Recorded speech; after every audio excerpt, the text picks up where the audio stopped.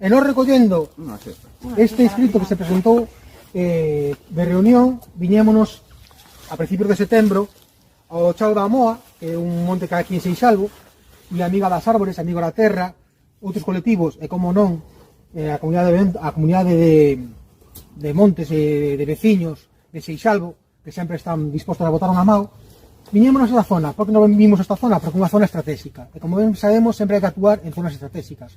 Esta foi a nosa primeira actuación. Aquí fixemos unhas pequenas barreiras, aí onde está separada unha barreira feita con fento.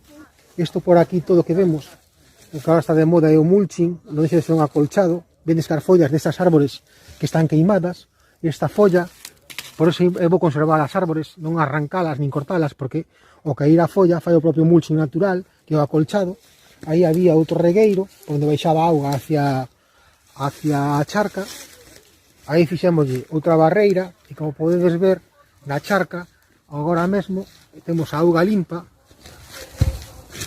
e isto convertiuse nun refuxio ou nun bebedeiro para todo tipo de animais, que lles permitiu sobrevivir e viver durante este tempo. E este impediu que aquí